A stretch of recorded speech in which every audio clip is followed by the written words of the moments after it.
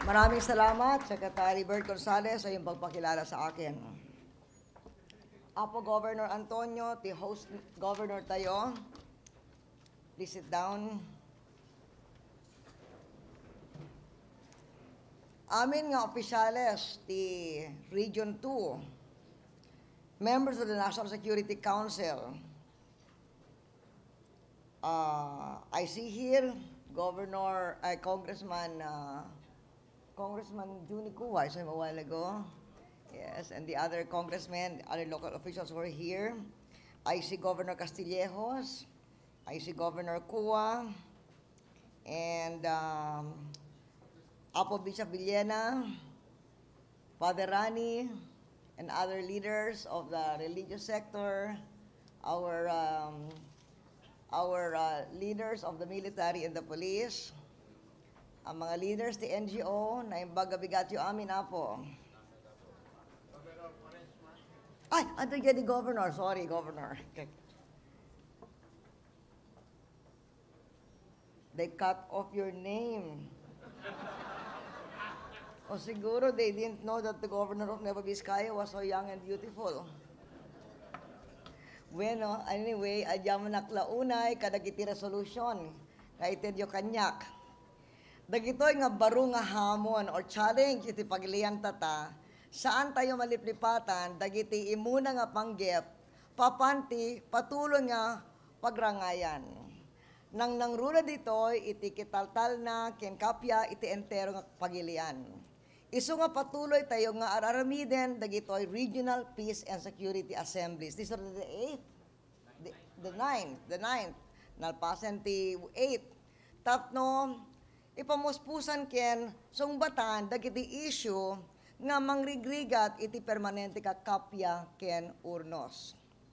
And I would like to congratulate for the improvement of the crime rate here. Kung natin kaya inputs, jay PMS, congratulations to the PNP. General Damian.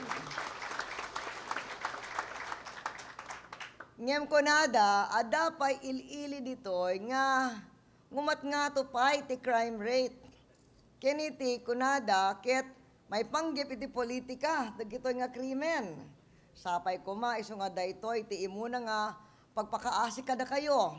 Kadagiti local nga leader sa dinod adapay nangato nga crime rate isan tabi yu pay laing dagiti away gaputa aduyo pay met ti eleksyon. Pagsasaritaan tayo dagiti pakaikapuan dagiti problema in a peaceful and civilized way. That is the way we can discuss our difference tata. And also for the decline in the number of armed rebels, congratulations to NOLCOM. Ada pang manolaengen nga non-combatants nga nabati kunada awanen ti 500, wala nang 500. Yung mga naiiwang NPA, ti entero nga rehiyon. Nge mamatiak, nga mabalin met isu na nga akayen papantidalan ti panagbalbaliw ken kapya. And that is what we want to do in this Regional Peace and Order Assembly. Naunos iti pamuspusa nga convergence nga inusar ti NOLCOM tatong umasit iti bilang dagiti imalsa nga armado. Ngimiti kaya ti umili, from what I hear, what I understand from your inputs, ken kayat komet, ket komprehensibo iti kapya dito'y rehiyon yo, tatno saan nga ag-estorbo iti rangay. Bilbilinik, iti call NOLCOM to defeat the rebels that are still there in the hinterlands of Isabela, Nueva Vizcaya, and Quirino. Nakadanag met ti report nga nagbalaw iti taktika dagiti rebelde.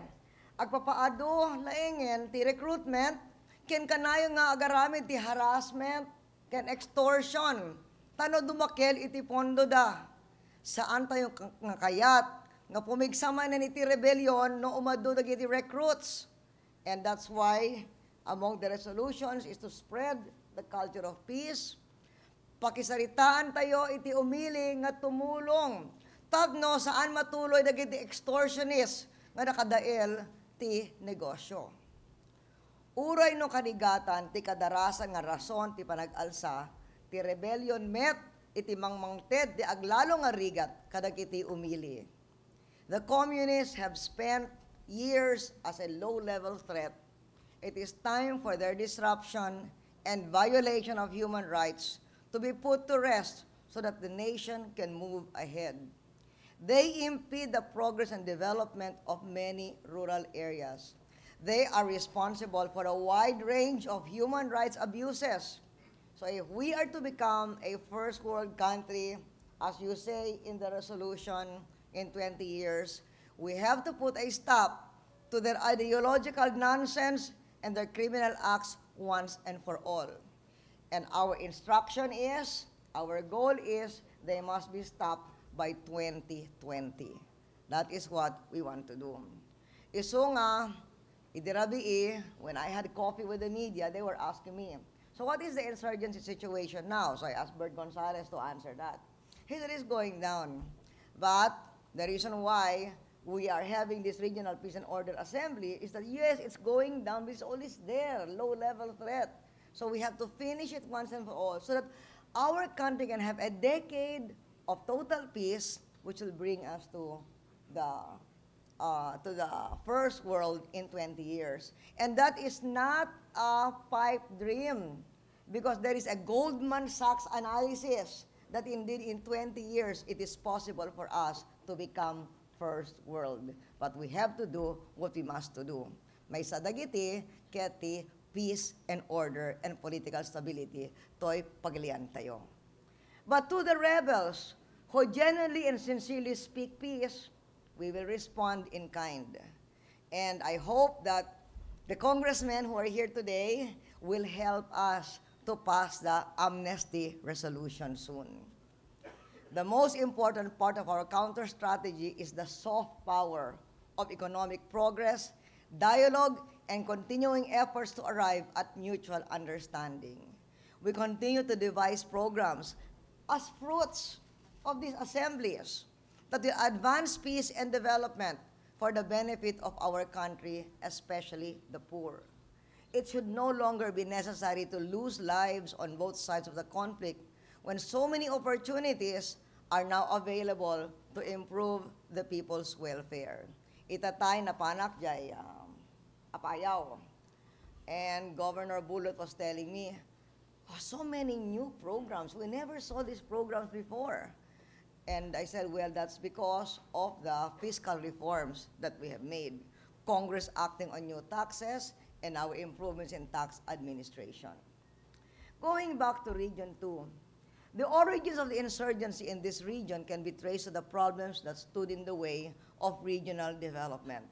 And you, in your assembly, have analyzed what are the roots of insurgency that you share with other regions, and what are the roots that are unique to this region. And in our administration, we are resolving many of these. For instance, may isa dagiti prominent nga recommendations yo keti Cagayan Economic Zone when of Port Irene. Yesterday, I went to the Cagayan Economic Zone, went to Santa Ana, and I saw there thousands of jobs have been created in that Cagayan Economic Zone that I visited yesterday. The airport, as I said in my previous zona, I said we will build a new airport in Lalo. But the next year I said, upon further assessment, because the Navy, the CESA, and the private sector are willing to put up the international airport in Port Irene, we will just transfer our ambitions there.